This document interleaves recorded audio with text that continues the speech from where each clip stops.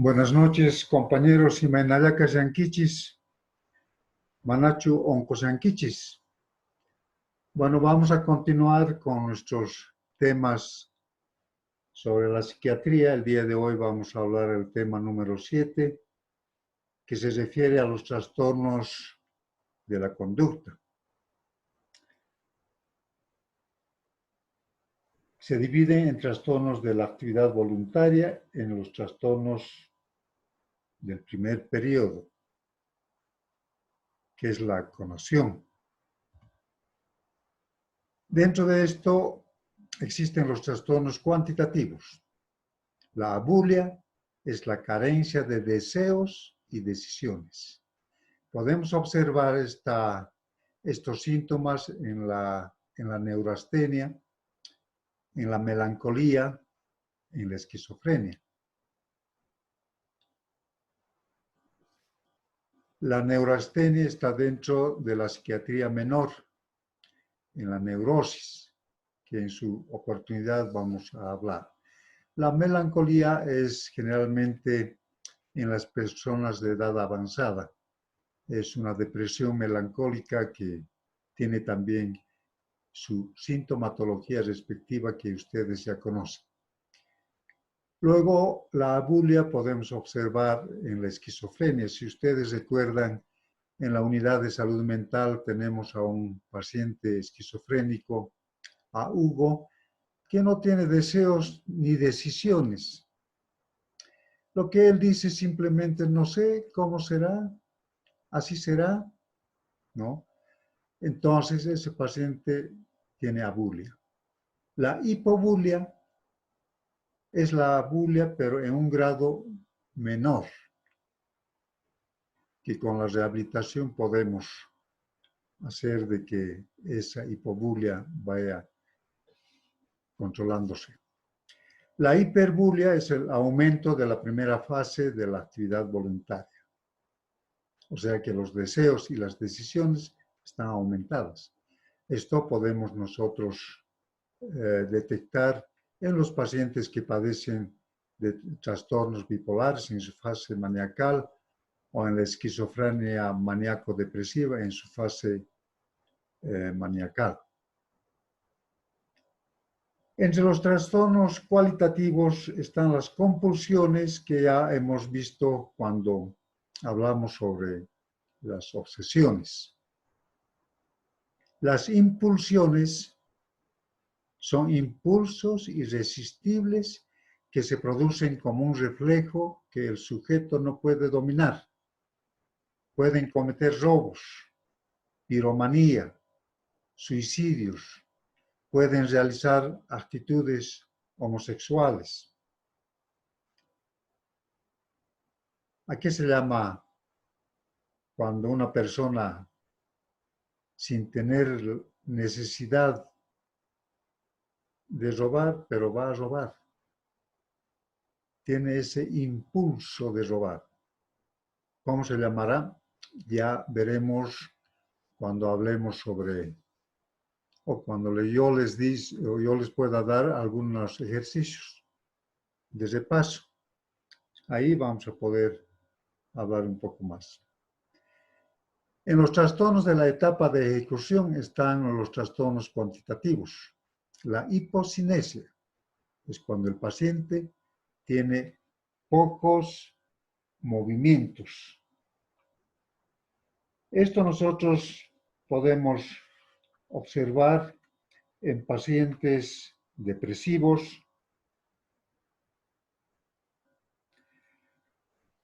en pacientes que padecen de esquizofrenia catatónica. Y en los pacientes depresivos, bueno, caminan lentamente, realizan actividades muy lentamente, despacio, y puede agravarse, y cuando se agrava puede entrar en un estupor. La asinesia o estupor es cuando no realiza ningún movimiento. Está estupuroso, está echado o parado sin realizar ningún movimiento. Esta alteración presentan los esquizofrénicos catatónicos o los depresivos que están, digamos, profundamente alterados. La hipercinesia es el aumento de los movimientos. Están en constante movimiento, no descansan, están realizando todo el tiempo las actividades y esto ocurre en los pacientes, generalmente en los enfermos, en los esquizofrénicos maníaco-depresivos, en su fase maniacal, o en los trastornos bipolares en su fase maniacal. En la etapa de ejecución también existen trastornos cualitativos y dentro de esos trastornos está la apraxia, que es la incapacidad de realizar un acto adecuado, sin ser parálisis, sin tener ataxia, o sea, teniendo una buena coordinación, sin tener agrasia, que significa identificar correctamente los objetos.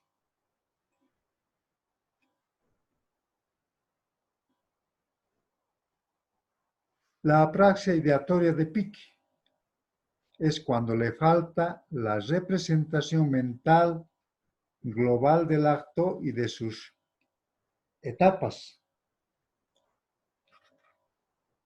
Por ejemplo, beber en un vaso vacío. Se saltó la etapa de llenarlo. A eso se llama apraxia ideatoria de Pick. Y la apraxia motriz de Lippmann es cuando el paciente posee una perfecta representación mental del acto a realizar, pero no realiza los movimientos adecuados, porque sus miembros no obedecen a la voluntad. Para encender un cigarrillo, por ejemplo, se lleva el fósforo a la boca. Se observa en las demencias, sobre todo en las demencias preseniles. O sea, en vez de llevar el cigarrillo a la boca, se lleva el palito de fósforo. El amaneramiento es una complicación innecesaria de un movimiento. Por ejemplo, para ponerse un cigarro en la boca, el paciente hace varios círculos en el aire con el cigarrillo, se toca una oreja y recién pone a la boca el cigarrillo. Ese es el amaneramiento. Podemos observar en los esquizofrénicos ese problema. La extravagancia es la complicación exagerada de un amaneramiento. La ecopraxia se observa al paciente imitar automáticamente los actos realizados por otra persona. Lo hace automáticamente, sin intervención de la conciencia. O sea, si yo me arreglo la corbata, él también intenta arreglarse la corbata. Si yo me fijo en mi reloj la hora, él también hace ese ademán de fijarse su reloj.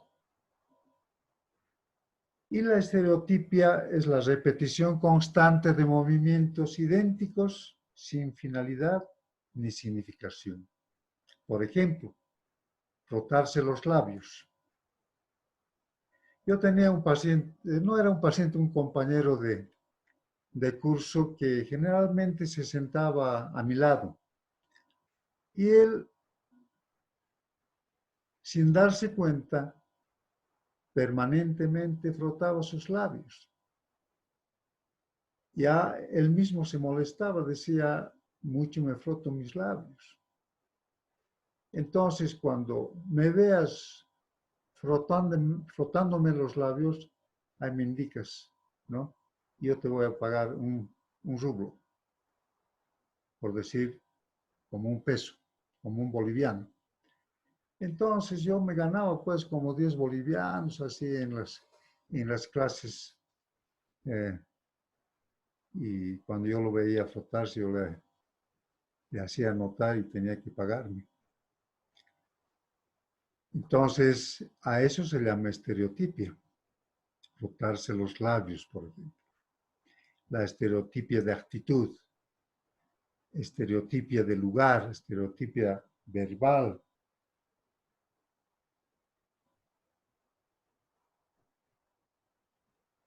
A veces cuando alguna persona, cuando habla, constantemente utiliza una palabra. Por ejemplo,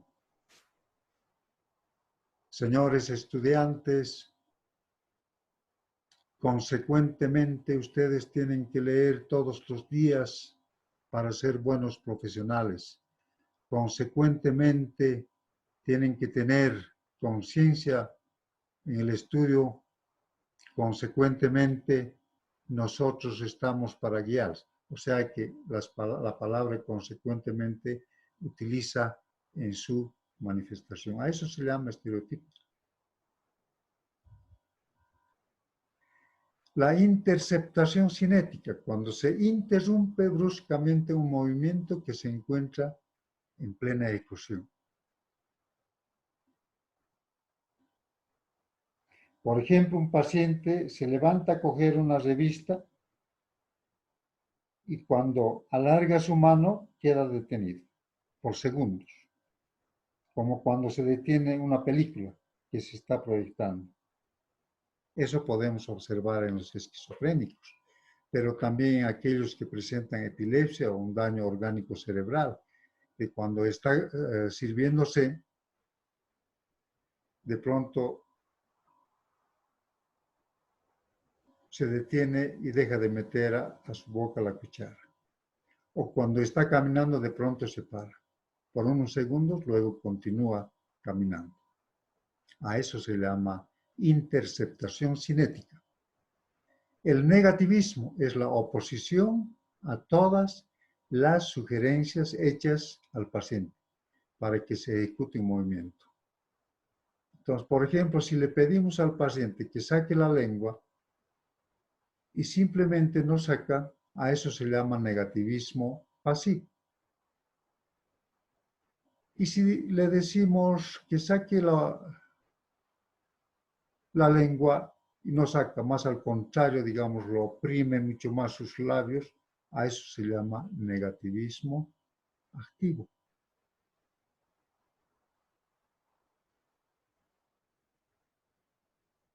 La obediencia automática es lo contrario a negativismo. Por ejemplo, si le decimos que saque la lengua para quemársela con fósforo, la sacará. Entonces, eso podemos observar nosotros en la esquizofrenia, podemos observar en el retraso mental. Si a Patricio le diríamos que, por decir que ponga su mano al fuego, lo pondrá. A eso se llama obediencia automática. Eso, repito, podemos observar en los esquizofrénicos y en los retrasaditos mentales. La flexibilidad seria es un estado especial del tono muscular que brinda una plasticidad semejante a la cera blanda. Ustedes conocen la cera. Creo que existen otros elementos actualmente muy parecidos a la cera que se los pueda amoldar. Podemos hacer animalitos, podemos hacer personitas. Esto podemos observar en los esquizofrénicos catatónicos, son personitas de cera, parecidos a la cera. Si levantamos manos, permanecen con la mano levantada hasta que nosotros intervengamos.